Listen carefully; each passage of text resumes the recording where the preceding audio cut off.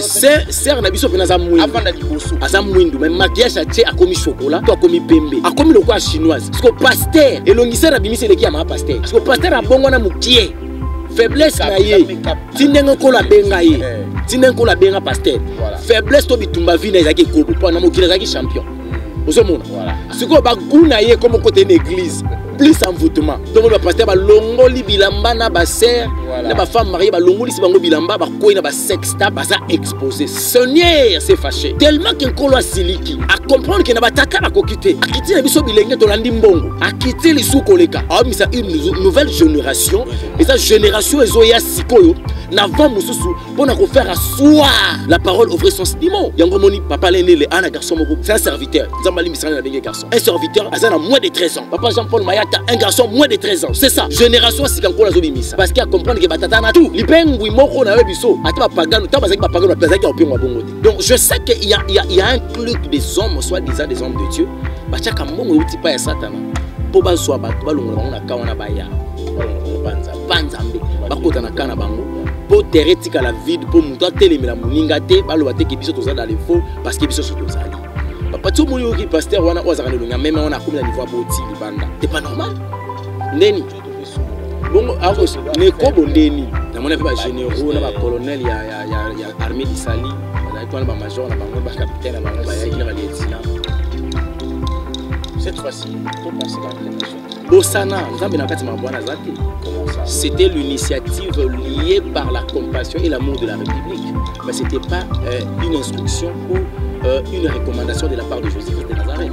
Est-ce que vous avez eu au bout d'un moment à Azaki, docteur et maman, Nazaki na posa okuta na yiti nazaki na posa omona marambo yesu atindi ndenge esalema yesu jamais ko kotinda chrétien ko bien na mizima ko ya osambela ba osambela nzambe appelle oui.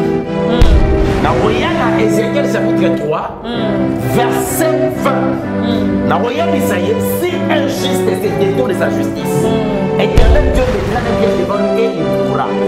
Ce qui a évité quand on a dit, ce qui a évité que nous avons la bac. Ce qui a appelé oui, dans Zipi, dans cette chose là. Si les gens ont des périodes de nous, ça on a fait. Mais tarapé, mais tu m'as fait. Dans la sodomie. Il y a quoi à permettre entre les mariés de dire à madame bon.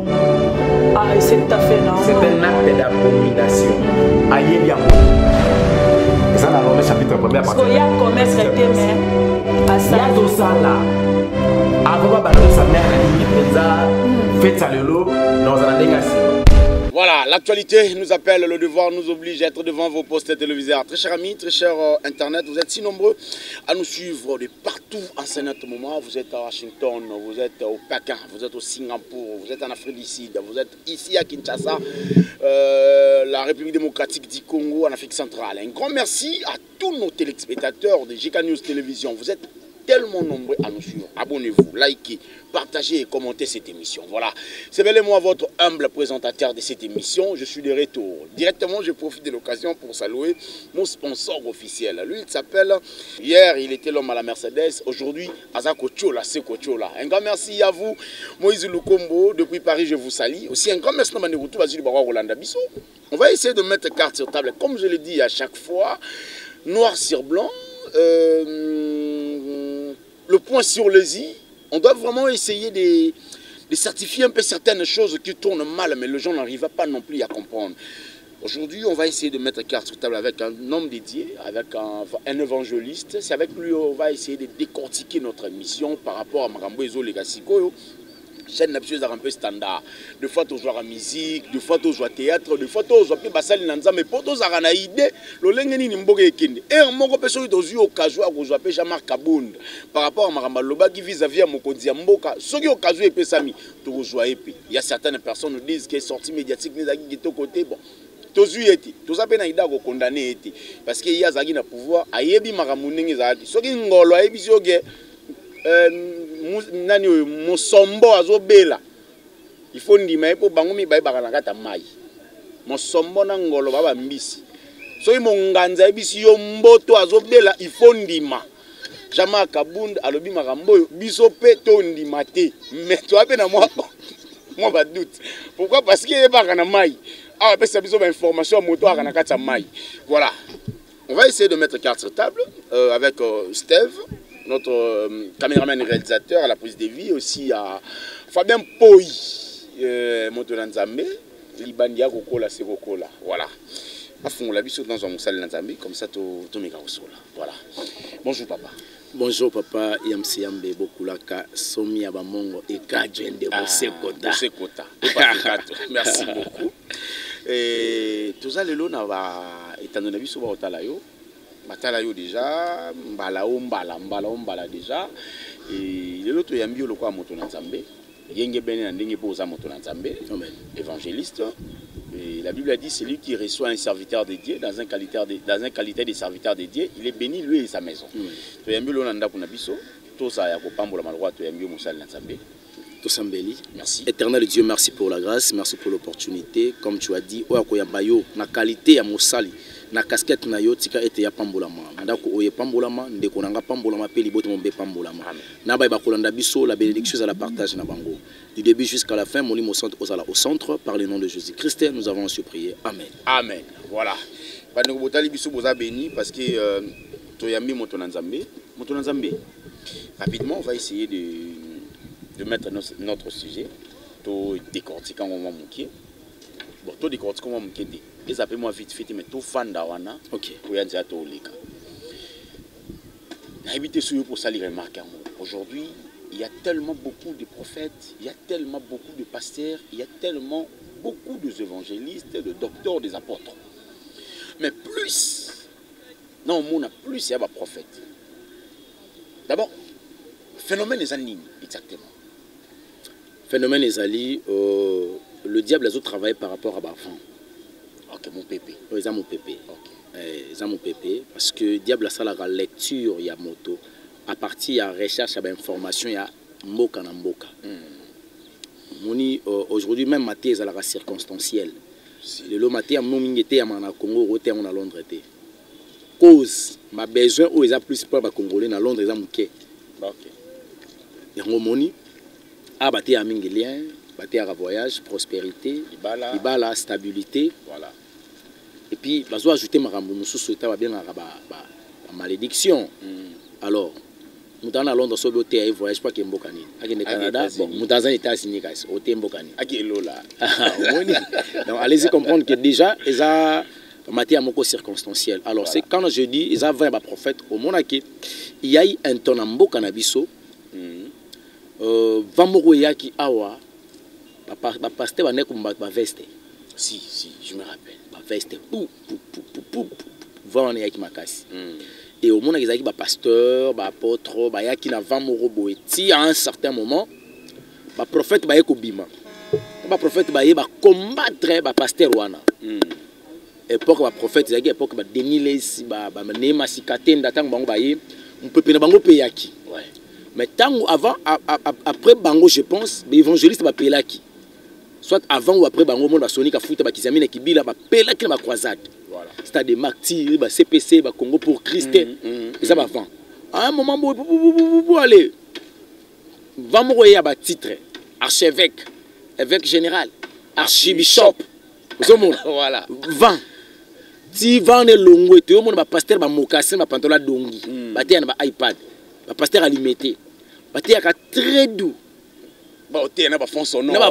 Oh my God. Ma sœur, ma zokoufa, ma zolela. On a vu un pasteur la première génération na biso kaka. Joël a prophète. Prophète qui va tout débailler dans la génération. Il y a pas parmi prophète au bandé au thé, on a iPad, pasteur Moïse Mbi je sali, pasteur Mike Alambaï, bango baye na vent wana, génération wana et betelo na bango et kangi ti ba scandale pe bebimi. Ta ba scandale beti pandi bango. J'aime pas qu'on parle de ça, ba scandale Peniel, Goto Eliade. Te Peniel ko bete suna passé parce que bongo le motema. Amen. Te tozo ki sande konanga na kata mabete. Bon, on va arriver. On va arriver, tout continuer. Donc ça Peniel ko non c'est pour la marquage mikolo. Alors et ça dit que après yango mbala moko man kiono e beta makakala ya cha mailikola TV. Le quoi place meya. Motem savoir likola TV. Exact. Et bomi cop. No moni yo songa na fa ba prophète. OK. babengi yango voyance. Avant voyance et comme qui voyage astral. Pasteur va se dédoubler. Je peux faire le voyage astral, quitter le corps, un voyage en esprit. À un moment, je voyance. Néanmoins, il y a une poche de $2400. $20 ils ont autant, $50 ils ont autant, $100 ils ont autant. Là c'est vrai. Et ça peut bon dans ta poche. Et ça bon pour yokanaki. Ah ok. Ça n'est pas yokana. N'est pas yokana. Comment tu as? Parce que bon bah bien en voyance. Vend yokoya. Après vend moi yoya na YouTube. Ya bat bakuta na yeso manzira matoma boma. Yeso abimela ye. Akufa la muka. Abela kiliboma. Azaki magicien.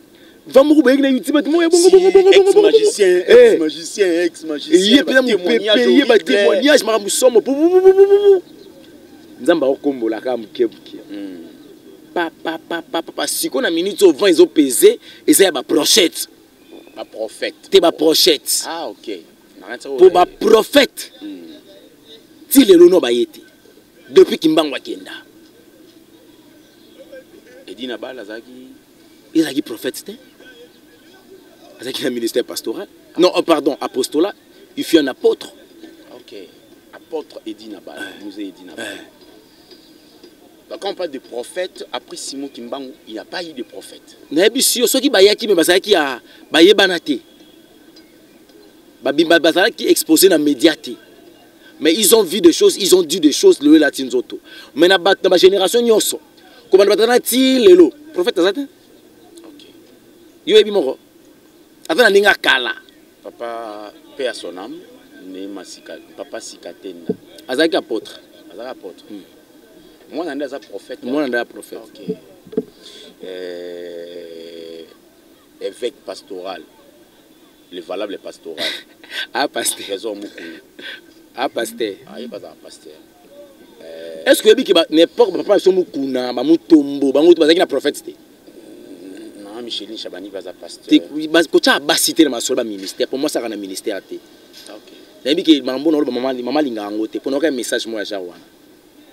Ah ouais, na ngape na yoka yango mama ngaka sala émission na journaliste moko boye tango ebisi chana ta la chaîne au sala. On a regretté makasi. Yo alobité yo sala de émission na elonga lobanga na kokyo té até. Oh Bible mte boya ki moi si até ya Bible elonga qui suis. Pour na pekisa mama onkolo bengi na lotomo nga obité. Côté à qui suis na âge na zamona na ye tamusule ki na ye tamusu ministère abanda vanga na vie sociale le kinga peut-être na ba fidèle baza pe belé parce que nga na ko ya ko interdit yende ni te ma commune de pekisi ya nga pe na telemeli kocha ka basité na motali ba ministère pour Bible loba yango te que moi ça na ministère tel ba prophète te bazate au mona ke ba Jean Oscar Kubila ba évangéliste ba Sonika Futa ba évangéliste ba Kabundu Ali sa ba évangéliste mukuna pasteur ya ba ça prophète te pasteur mukuna tellement qu'il a oumeli a comme ancien de ba bien évêque sikoyo oumeli ba comment ba benga ba évêque ka c'est ancien évêque ancien. Okay. Ancien. Mais ce que tu as dit, c'est un critère d'être un évêque. Un critère d'être un pasteur, d'être un prophète, un évangéliste, un docteur, un apôtre. Au monde qui est dans le Congo, il y a un comité. Dans la génération. D'accord. Par rapport à déroule, bina bango, il y a qui soit babanda qui n'a jamais bâti Nzambe, soit bazara Nzambe te ba parasitande na kati makambo Nzambe. OK. Parce que les longs de tout le monde là-bas, mon amour a 12 ans à Otea, n'est plus au monde va vidéo en déjà. Mon amour a 12 ans à Otea, vidéo mon amour yango a pina lukango, bati la biso yango. Nga mon équipe papa na so alendele. Na mon équipe de kona un jeune frère à Otea. Et je vis aussi pas pasteur de la foi. Si, pasteur de la foi. Ouais. Na mon équipe jeune na musumo à Otea kuna na cher manimba fani, je me suis dit Aza pasteur ou bien Aza prophète, en fait, la compagnie qui ministère en côté en fait. Mais tant que Azoté, c'est probablement possible. Il y a déjà devant centaines de personnes. Effectivement, parce que la Bible me dit dans le livre de Joël, chapitre 2, verset 28. Omoni makamanzambe papa Yams, ils n'ont pas cité. Et comment pas sur Nzamba bengote. Si on a besoin de passer ngelo bagen kolo Yesu ana yo. Le yende muta sala ki yo oye bana ko réussir. Joël D. Ozomona.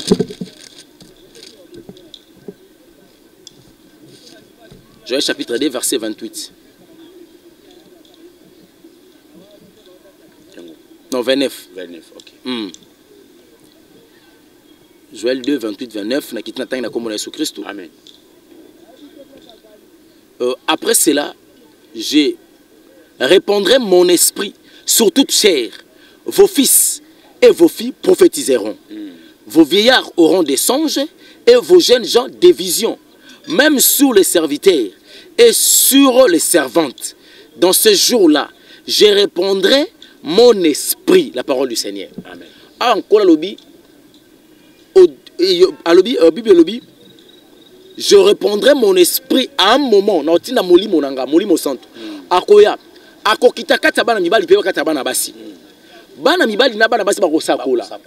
OK. Bana basi ba kosakola, o ba ko benga na don prophétique et non na kata ministère prophétique.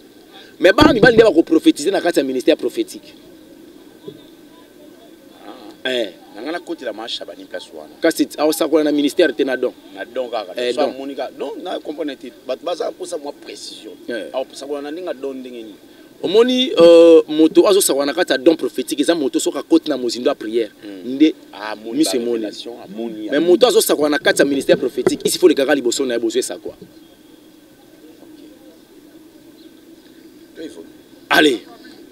Awa génération oyo Molimo Santo a quitté qui me la Pentecôte dans Acte chapitre 2. Accomplissement de la parole. Mais Seigneur a tali na génération autour de l'élo. Boulou yeke. Diable a fandi dans le monde kabbalistique, monde amai. Abimisi ba sirène des eaux. Aboua ki bango na katsa ba ensemble. Tango ba koti na katsa ba ensemble, ba pasteur ba longoli bilamba. Ba komi ko kouya na ba sirène. Bango ba ko se ba kouya na ba si. No moni molumbu et koti makas l'église.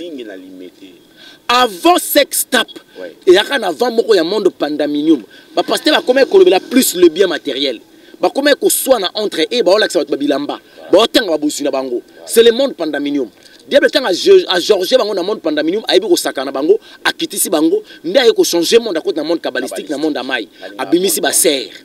Tant ba sirène ba bimi ba kotika ba sert à travers ba maquillage ba accoutrement na bango bilamba ba kabelo bilamba le lozo kota l'église. Est-ce que ça bilamba ko kota l'église jipatai kangiser ba seigneur ce monde na serre azo travailler li mon plat jipé za moi taille pourtant ko kota l'église atika moi lo mo liboso serre na biso pena za mwindu avant na liboso aza mwindu mais maquillage a tie akomi chocolat to akomi pembe akomi loko a chinoise parce que pasteur elongisa na bimisi leki ya ma pasteur parce que pasteur a bongo na mukie faiblesse na ye tindenga ko la benga ye tindenga ko la benga pasteur faiblesse to bitumba vina ezaki kobo po na mokila ezaki champion ozomona siko ba guna ye comme côté une église plus envoûtement non ba pasteur ba longoli bilamba na ba sœur na ba femme mariée ba longoli si bango bilamba ba koyi na ba sex tap baza exposé Seigneur s'est fâché kolo siliki tellement qu'un kolo siliki à comprendre que na bataka ba kokite a quitter na biso bilenge to landi mbongo a quitter les sous koleka a mis une nouvelle génération et cette génération ezoya sikoyo na vent mususu pour na ko faire asseoir la parole ouvrir son dimon yango moni papa lene le ana garçon moko boy c'est un serviteur nzambali misana na bengue garçon un serviteur azana moins de 13 ans papa Jean-Paul Mayata un garçon moins de 13 ans c'est ça génération sikankola zo bimisa parce qu'il a comprendre que batata na tout li pengwi moko na webiso ata ba pagano ta bazaki ba pagano bazaki ya opengwa bongo te sko elo mo lo biawa oyi sikisinga mwa mukie na monde kabbalistique eza monde ya ba sirène des eaux ba bimi ba koti na église ba koti na église kata ensemble ba bandolo ba pasteur ba sentir ba okita ba pasteur bilamba excusez-moi pour le terme ba longoli pasteur na caleçon oui allez pasteur abani makiona na ba sœur parce que ba église en opé mingi bandeko o ba monaka biso eza plus na limité ti ya bandel pezali ba bandel pezali ba côté ba bon marché peza ezebele yo zo ka limité bandel la moni ba mo église na ba bandel ko la nabi bandal te bandal au moins tango lo bandal nga moni maman aseka ya pasteur mukuna mais siko nga nabi ya pasteur mukuna chibola akosela ka pasteur mukuna makambo wana kutunga yebi yango te parce que nazaki témoin te wana ma batu bele ba beta libako pona paswana ekibumba psalm 22 voilà 91 psalm 91 ekibumba psalm chapitre 1er chapitre 1er voilà ekibumba confrère voilà et là ils ont ça la ngas ko moi qu'on réfléchit au moutier monde kabbalistique et continue à ensemble génération montante aux autres ba yo vanisa ministère prophétique ba yo vanisa siko malobankolo ba vous a piégé dans le monde kabbalistique te ba vous a piégé parce que le diable azota la biso tango ngatango ilonga na ye na kuta ye bande ko musuli bosonanga na ye pe na génération moko boye mais na kata génération biso to ye nzamba bisangelo romoko abi elonga soko lingi au reçu il y a que quatre choses zala likolo sexe zala likolo mbongo zala likolo orgueil zala likolo mensonge quatre poisons au diable tu na génération na bino moment na na génération na biso bato ba escroquer bato mbongo na niveau moko impossible na internet oui donc elingolo bakye bazaki vis-à-vis ya ba pasteur ba bato manesa ba orphelinat to fungoli orphelinat mo o sala offrande pour na ba orphelin pour na likambo nao tant boya lukela offrande à orphelin et ata orphelin mo ka komate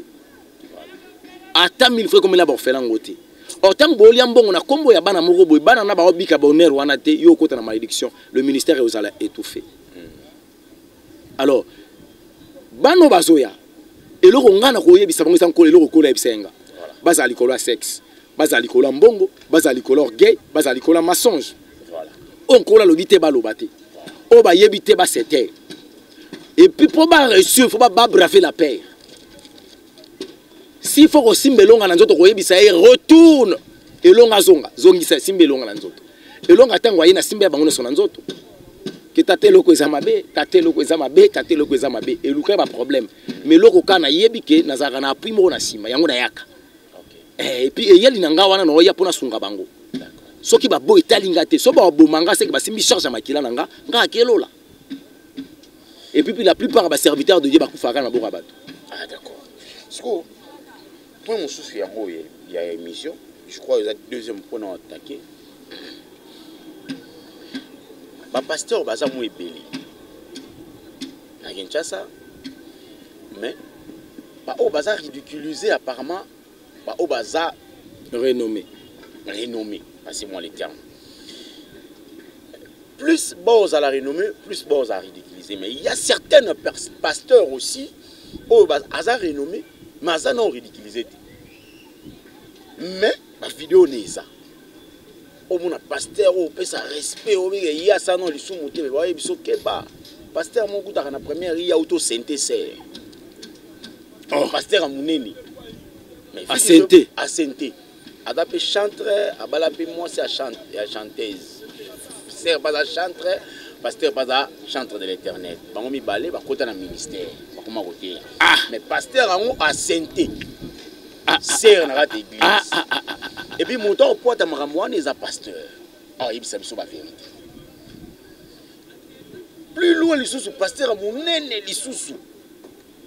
Il y a vu la Kinshasa wa. Bon, beti la biso vidéo na il y a 21 minutes.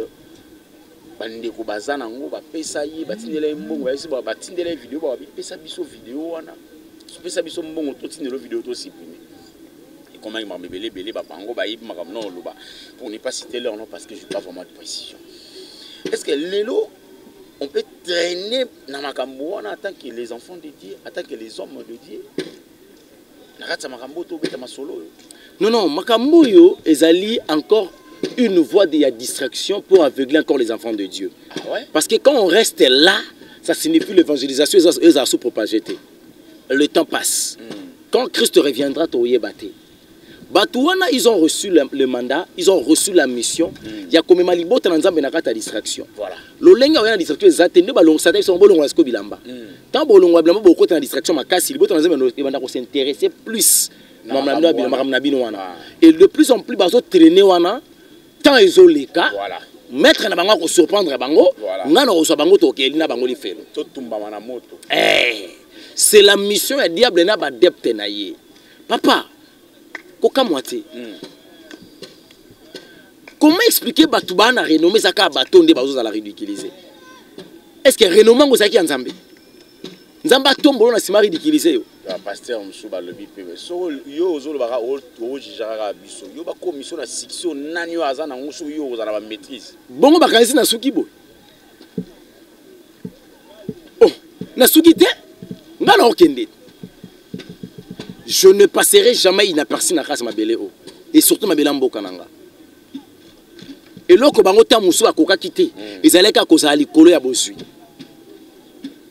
nga nayebi elo abenga omoni nzala nayebi yango donc soki mpe na kati ya botombo minzala eza vie nayebi yango il y aura pas du nouveau chez moi pasteur moko atindelanga maloba pasi ya Clarisse Witch abisabi ah ya benga petit pecho oyo oyebi ye ah babubu nanga mona nataka boye ye pasomba yango eutaka bene pasi ya Clarisse Witch bato tawa ka bene bakwati ba vodou et puis que Petro azam mystique a démarré nanyo yo kana pasteur olobe ah nzamalola yebisa ye total raé mais abunga te po biso mbongo ebungisa biso to chele paquet voilà otni na maloba ki ba chela nga mbongo po babungisa nga mais ta mbongo ekoya na bunga te mbongo makila na simba ate ngambo wa makila la simba ate voilà déjà na futa anda kwa batu onko la sala ke na futa na kumo yeko na ndeni bachaka brick pour na tombo la fondation pour na venir ya Indira Gandhi na Tuberger Queen na Joachim soki na zambonga moto na mata moto so ezate na roja ta 1 litre na check carburant na mutuka mwa muke na kepi na kwa moboy na sali pe likambo na sali mission na zongi voilà soki tanange ko kina koti zamba ba amanga ni baza la sauver pour nanga ça me suffit et nan de kunanga moko benga nga parti allemand na bana nga papelonga so il faut senga bisombongo ko sima mbonga makela te ko bunga te comme ko pengwa te s'il faut senga rabiso to sunga o senga biso voilà mais ko sambonga bato wana te donc je sais que il y a un club des hommes soi-disant des hommes de Dieu ba chaka mbongo uti pa ya satana po ba so bato balongola bango na kawana baya balongola bango panzambe bakota na kana bango po teretika la vide po muto atelemela muninga te baloba te ke biso toza dans le faux parce que biso tozali papa tu moni oki pasteur wana ozaka nelonga même on a comme la niveau boti libanda c'est pas normal asa mutu te ndeni bongo ako ne ko bondeni pasteur pe botala kapendinga oyaka te église ndefo discipline yango mone longa ministries pantalon moi si kutala tande pantalon te tina ndako na bon moi si ça mena longa ministre il faut la tara Bible le dit moi s'il faut d'une manière décente moi ça la pantalon te Bible me le Deutéronome chapitre 22 verset 5 pas préciser pe moi ça la bilama pantalon te mais oui pantalon bon pantalon c'est l'ambane ya basto mi bal pona yo pantalon de boy où tu vas pour biso no surtout ba pantalon faut mi bal ndela tala tina tuni est-ce que blouse mi bal izala blouse mi bal izala il y a des bons bongo tshaka o pantalon basi ezala bongo blouse amibali kola bomba mbaba ta kola o bando ta kola ndeni c'est ça kapona basi siko kola basala kiangoni quelle est la mission ya kola ozaki na martyreté des grands hommes de Dieu de notre pays va se réunir pour ensemble pour faire des dommage pour vous n'étiez pas là. Qu'est-ce qui s'est passé? Vous n'étiez pas invité? Ce qui frère, il y a pasteur Patrice Sengoy Mousso Wazala qui c'est un homme de Dieu qui a monné Nazaki Zagaye. Est-ce que pasteur Azalaki? Soit Azalaki c'est un grand homme de Dieu pour Azalaki. Mais il y a eu quand même des pasteurs de Dokamba. Bon, c'est comme ça on va grand par rapport à Nîmes. Général Sonika Futaro. Bah grand par rapport à Nîmes. Par rapport il y a tant bazou na ministère. Par rapport à âge Bazanango. Renommé na Kombo na Bango. C'est pas la grandeur. La grandeur c'est quoi exactement pour vous? La grandeur, c'est gagner beaucoup des âmes. Tu peux pas être, tu peux pas, non. Tu peux avoir beaucoup de fidèles qui t'aiment, mais qui t'aiment pas Jésus à travers toi. Ah ouais, vous voulez parler des âmes, il y a bateau bayambi Yesu à travers eux. Ceux qui ont gagné bateau ani belé nous a réuni maman longa bateau le quoi papa na biso ba Renard Bonke, papa Vernon, paix à son âme, bateau la paix à son âme bango wana. On se montre. A gagné ba ame belé. Ma part bango Les lots ont souffert. Parce que Congo, si Congo, tu as souffert les lots. Mais guerre, ça semble pour la guerre. Est-ce qu'on pourrait s'engager parce qu'on a vu l'église est belée. Il y a certaines personnes même, parce que nous avons journaliste d'investigation, tout ça qui est fort, ça a peine à stade, tout pour t'équiper, mais bato musuba c'est biso aba maikari pe bazali ba rose ko pe bazali parce que ba sangisa ki ba église nyonso en fait religion nyonso ba ya to sambela pona mboka na biso. On a vu des musulmans, chrétiens, catholiques. On a vu des généraux, des colonels, il y a armée d'Isali, des majors, des capitaines, des lieutenants. Cette fois-ci, tu pensais quand même quelque chose. Bossana, comment ça? C'était l'initiative liée par la compassion et l'amour de la République. Mais ce n'était pas une instruction ou une recommandation de la part de Jésus-Christ de Nazareth. Comment ça? Est-ce que vous avez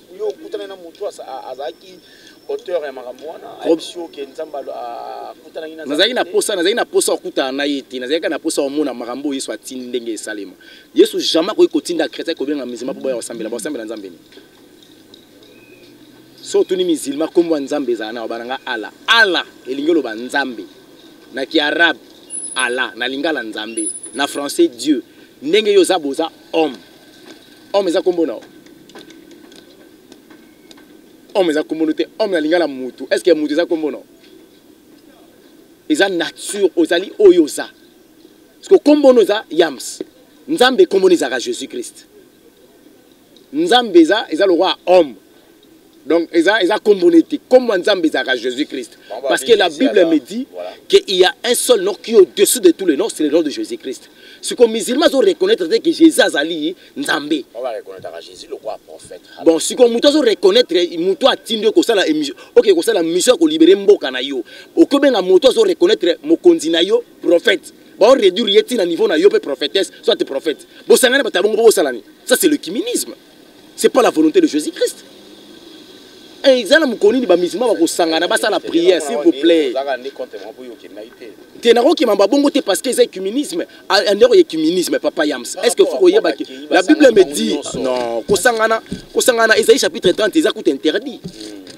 Est-ce qu'il y a des bon? Premier verset, malheur dit l'Éternel, enfants rebelles, aux enfants rebelles, pardon, qui prennent des résolutions sans moi et qui font des alliances sans ma volonté, c'est pour accumuler péché sur péché.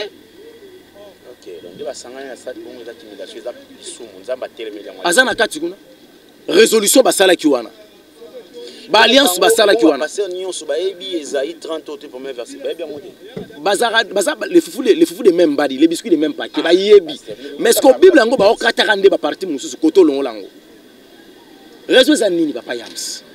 Bah inviter mon conseil. Il a dit quand 2-3 personnes se réunissent dans mon nom, je suis là. Bon musulman qui n'a compris. Bon chrétien qui n'a compris. Ah. Voilà. Si on a retourné à Batata on a bayaki. Batata on a bayaki nyoso parce que na mona qui délégation ba confession religieuse, ba représentant nango.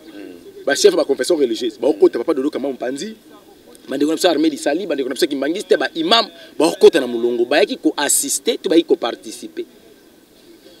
Siko imam azanga etapi assemblée la guinée parce que tout le monde qui place la mission assemblée c'est parmi aussi nos questions nos inquiétudes. Je vis notre maman à 6000 drapeaux à Congo il y a une prière la personne il paraît ça qui a mérité pour le Congo prière au Congo la confession du péché et demander le miséricorde de Dieu.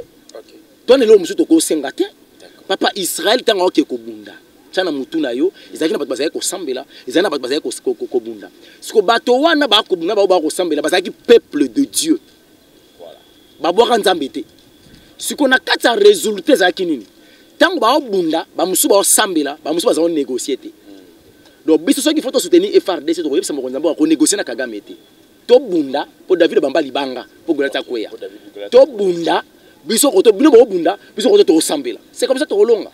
Parce que biso tokoto to sambela faire de ça zo bunda mo nzambo ko négocier nzambo alikana voani ya négociation to na voir gagner Rwanda voilà papa Yams au moni jarre ba prière wana e mabete quand tu portes l'amour de ton pays et ça malamu ko sambela voilà mais au sambela banani le fond c'est quoi je vis même de maman veuve balali nasé ba sambela ba tchetolo nasé.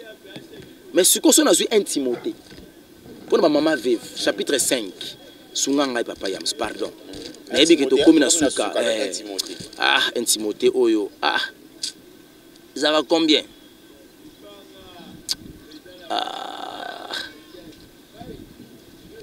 dans 1 Timothée chapitre 5 dans le 3e verset na kiti muke na tanga na komona Jésus Christ horaire les veuves qui sont véritablement veuves. Si une veuve a des enfants ou petits enfants, qu'ils prennent avant tout à exercer la piété, ça signifie bolam, envers leur propre famille. Voilà. Et à rendre à leurs parents ce qu'ils sont reçus d'eux, car cela est agréable à Dieu. 5.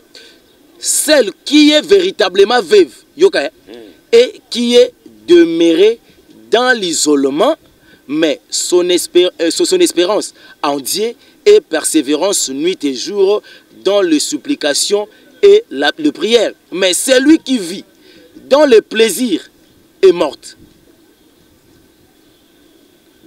Quoique vivante, déclare-leur ces choses, afin qu'elles soient irréprochables. Voilà. Si quelqu'un n'a pas soin de siens, des saints, et principalement de ceux de sa famille, il a renié la foi. Ah, le bébé, ce genre va vivre. Ce n'est qui te montre que vivre pas à la vie, pas à l'âge de 60 ans. Bon, à la véritablement vivre. C'est aux aveves, mais l'église te resongote. Aux ans que pasteur Zukubala est sous. On a un pasteur qui a les kobo. On a un pasteur qui a la musique. Parce que vivre, on a véritablement vivre, on l'a considéré. On a le vivre dans un isolement. Espérance naïe nuit et jour, c'est en Dieu. Et puis na ba prière. Si on va vivre ba yaki ba maman nanga. Si on a 59 ans, prière en Zamba yogi. Parce que tu considères en gros. Tu comme on a suka émission comme vraiment na suka ba ça biso shinto kita. Ba ne on soit juste ba voir la biso lelo, ba retenir nini ya malamu.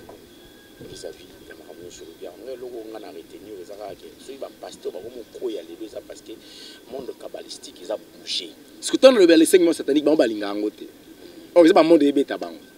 Fait que bah dans l'enseignement sur le enseignement satanique peut permettre de comprendre que avant il faut na ki mangobo. Voilà. On a répété on est long, on a la répété na bango. Petit na. Parce que je répète au coup de la pina ba viango. Et banandeni, balingangate. Voilà, ça est fini pour aujourd'hui. So tout le monde na sala bangonil. On a manqué nani. Non, manqué dans la Bible. Ah. Voilà, ça est fini pour aujourd'hui. Vous êtes si nombreux à nous suivre de partout à travers le monde. Un mot de la fin pour aujourd'hui. Tu pas Molanzambé parce que génération à Sikanzam Batindi. Voilà. Tout soutenir les jeunes serviteurs on Zamazo Bimisa et biso bato tozo kamba ba jeunes serviteurs wana. Tout la bango nzela biso to bungelité. Total isa bango te songo ke biso ko ya bino boko ya te boleka bo. Mais beaucoup de savants na kata vie na binoté parce que beaucoup risqué vous allez frapper na malédiction parce que vous juge génération ya sika on Nzamba Tindi. Et puis yo moto zo ya sika nkola bengi il faut ko yeba ke po ozala Eli, po ozala Samuel, il faut ka mingi Eli. Pour que ça na grâce koleka Eli, mais Eli nda oyebi so que ça c'est la voix de Dieu. De père que lobi po bunga parce que ba te belé grâce e bungi sa bango. Excès de grâce mutamu mona ka leki tata.